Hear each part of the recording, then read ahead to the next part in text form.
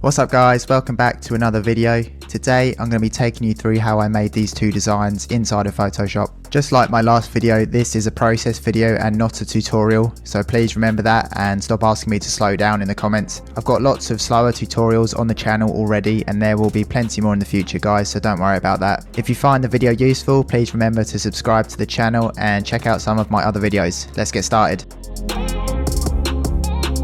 So I thought I'd start today's video with the most simple design, and that's the flower design. This style just seems to be so popular at the moment, and it's actually surprisingly easy to pull off if you can find decent photos of plants and nature and whatever you kind of want to include in it really. I think what really sets this style apart is just the colours you can include in these kind of designs, and also the crazy layouts you can achieve as well. I've seen some brands like Civil Regime go for really crazy designs, and then there's a lot of high street brands that just focus on very simple minimalistic designs like what we're doing today. So for this particular design that you see me designing now, I found a cool picture of, I think it's some kind of rose. I've removed the background using the remove background button in Photoshop, which is under quick actions. A lot of the time the remove background button will miss things, so that's what you see me doing now, just cleaning it up and getting some of the white bits that it's missed.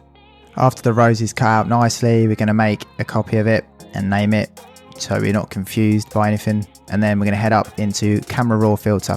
So similar to my last video, we're going to use Camera Raw filter in exactly the same way, and that is to basically make the photo look less like a photo.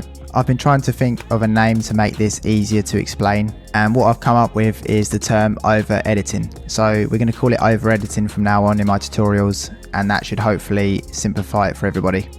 So what I'm doing now in Camera Raw filter is basically over editing the photo. So by going a bit too far with the sharpening, the texture, the clarity, all these controls, we can make the photo look unrealistic.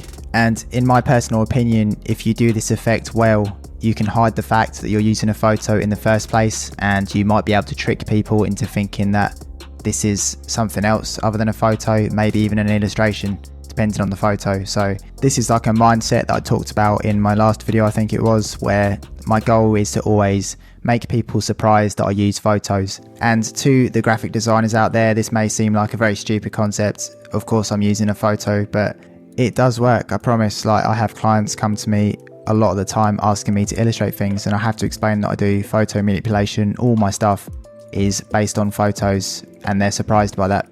I should also point out as well that using Camera Raw filter is just one of many ways to achieve a cool looking photo in Photoshop.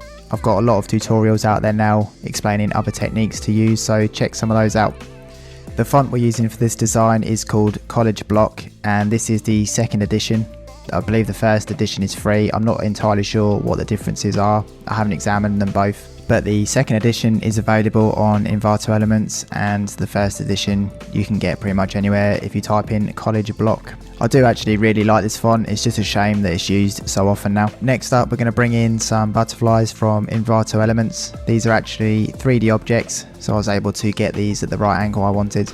Then I'm going to edit them in Camera Raw filter just like the flower.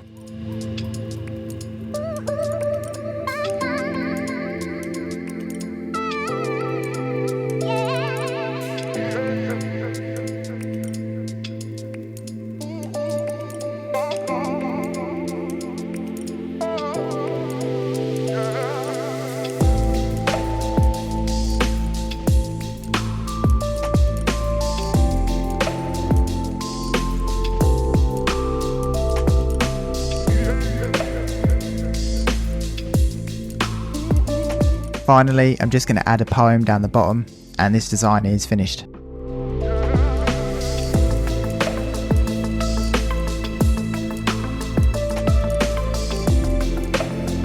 So I thought design 2 actually came out really well, and I really wanted to do a step-by-step tutorial on this design. However, because this design was for a client originally before I decided to go in a different direction, I wasn't able to edit the video in a cohesive way, just because there's so much messing about and experimentation that I found making a full step-by-step tutorial would have been so difficult and just wouldn't be clear enough for people. So what I plan to do is revisit this technique at some point and slow it right down and break it down further for people.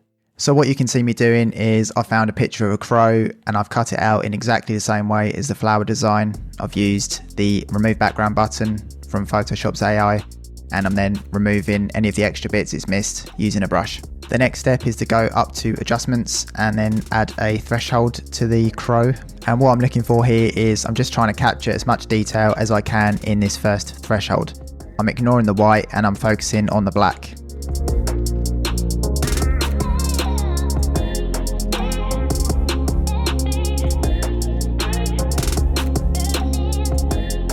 I'm then going to head over to the magic wand tool and then select the black portions that I've just made using the threshold, and then pressing Ctrl J, I can bring that onto its own layer. I'm then going to go back to the layer we used the threshold on originally and open it back up and just hunt for more detail that I can then stack on top of our first threshold copy. And you can experiment with adding a color overlay to these different layers if you want to. I've seen a lot of people do that. I've seen a lot of people use threshold by hunting for the midtones, and then they go for the highlights and then the shadows, and they kind of build the image like that. I've used that technique a lot myself. For this design, I'm not too worried about that. I'm purely just after getting as much detail through as I can, and I'm just stacking detail and adding multiple layers of threshold. You can see me now experimenting with some color overlays, but I end up just making a black design. I think it just looks better. For the next portion, I'm literally just experimenting with different layers and blending them in using a layer mask.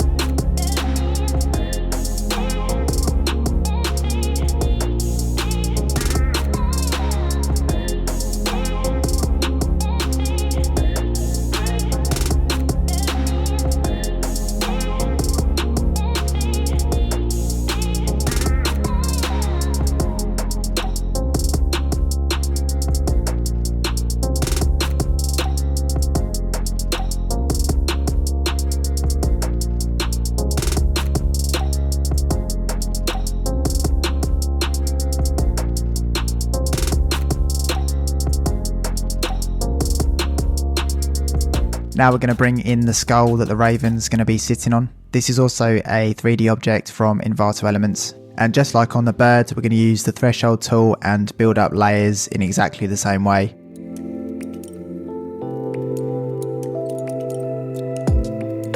I decided to adjust the foot on the raven so it looked more in line with how it would stand on a skull. And to do that, I'm going to use the lasso tool and make a selection around the foot, and then Ctrl J again, which is going to bring a copy of the foot onto another layer, and then I can use that to adjust it. So what I'm going to do next is offset some of the threshold layers of the raven and the skull, and that's what's going to give this design that cool sketchy look, almost like it's been drawn with pencil or something like that. I actually go back to the threshold tool again and create some extra layers that I'm going to offset. If you're not sure what I mean by offset, then I basically just mean move some of the layers so they're not all in line. If you're planning on trying this technique out with your own designs, then it's all about trial and error. You might be able to offset the layers you already have and it look good enough, or you might need to make some new ones and kind of offset them. Either way, you're just kind of looking for that pencil drawn sketchy look. And this sort of ties in with what we were talking about in the first design, where we're, trying to make photos not look like photos. And I'm pretty sure at least this design is going to trick a lot of people. They may not think it's drawn, but I don't think people would think that these were originally photos.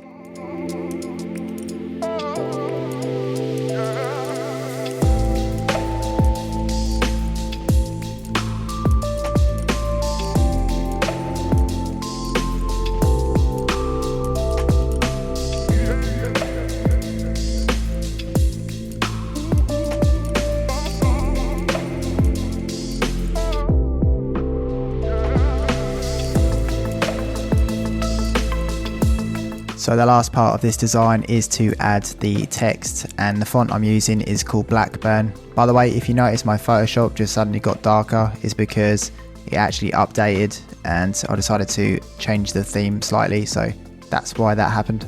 Just going to add some erosion to the text using a grunge brush and we are done. As always guys, thank you so much for the support. If you wouldn't mind smashing the like button and subscribing to the channel if you found the video useful, and I will catch you in the next video. Peace.